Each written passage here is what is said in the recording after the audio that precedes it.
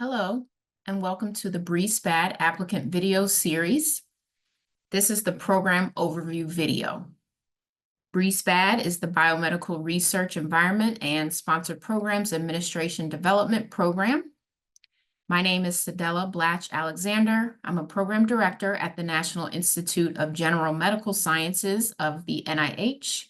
NIGMS leads the BRE-SPAD program, and I am the lead program officer for the program.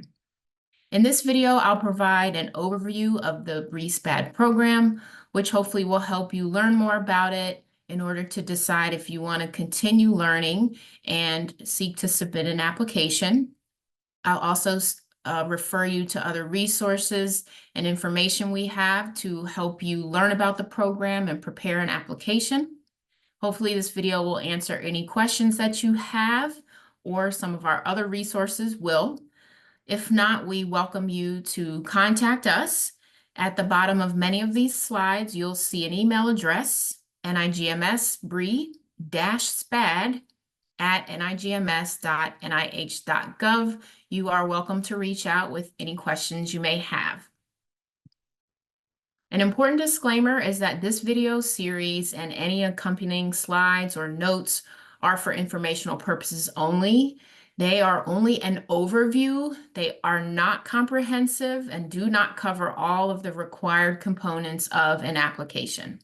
For any submission, applicants are responsible for following the instructions detailed in the SF 424 application guide, the notice of funding opportunity, and any related notices. Later in this video, I will show you how to locate these items. This video is broken into 6 different segments.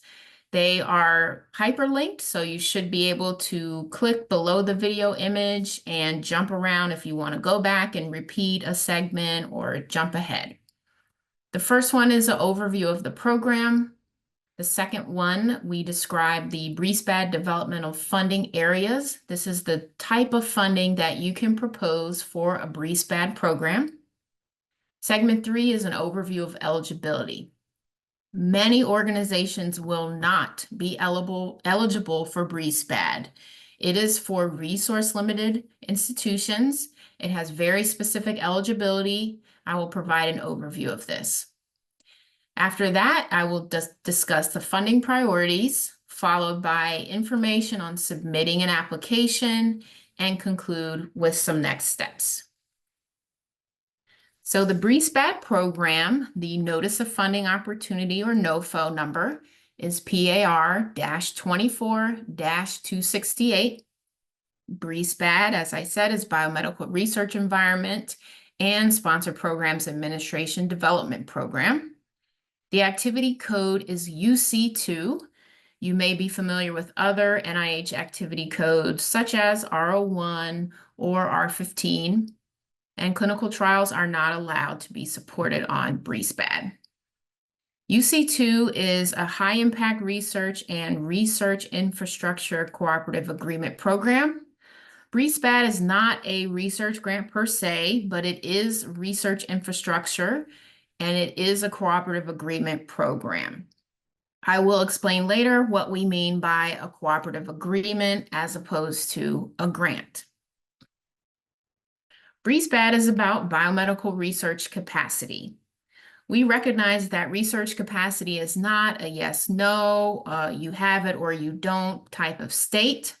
We realize organizations vary with their current biomedical research capacity and where they ultimately want to end up in terms of biomedical research capacity.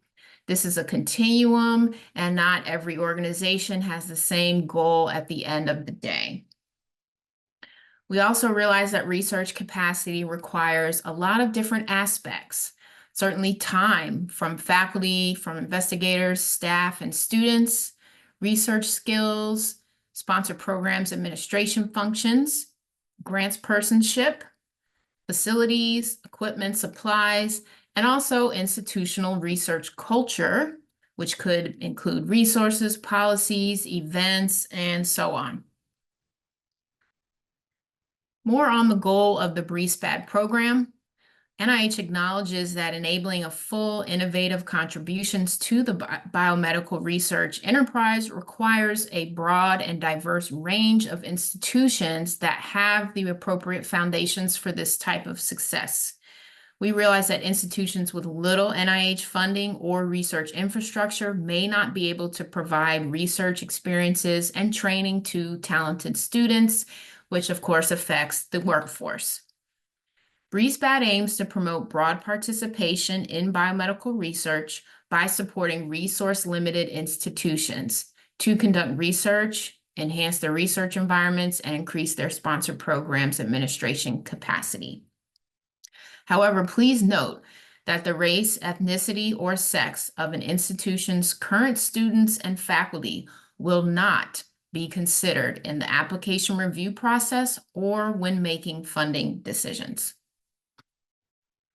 A little of award information, which you'll find all this on the NOFO PAR 24-268. The application due dates are January 27th of 2025, 2026, and 2027. The earliest start date for a funded program is about a year or more after the application due date. So there's only one due date per year. We only accept new applications. If you apply once and you were not funded, as long as you're still eligible, you can apply again in the form of a new application. The budget request can be no more than $500,000 per year in direct costs. And the maximum project period for one application is up to 5 years. A subsequent application could be submitted. The total funding for BRE-SPAD can only be up to 10 years, but this is not guaranteed and depends on successful outcomes. Only one application can be submitted per organization. However, more than one organization can participate in a single program, and I'll discuss this a little bit later in this video. As I mentioned, BRE-SPAD is a cooperative agreement as opposed to a grant. This means that NIH staff will have substantial programmatic involvement that goes above and beyond the normal stewardship we have in our awards. BRE-SPAD awardees will attend program-wide meetings with NIH and other BRE-SPAD awardees. Most of these will be virtual, but there also will be some in-person meetings, and you will request funding to attend these in the budget in the travel section of your BRE-SPAD application.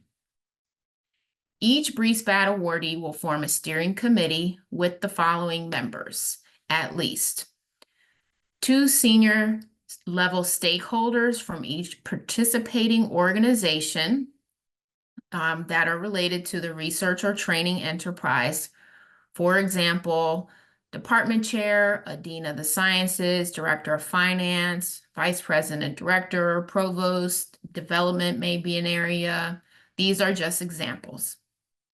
Also, end users of sponsored programs activities, namely biomedical research faculty.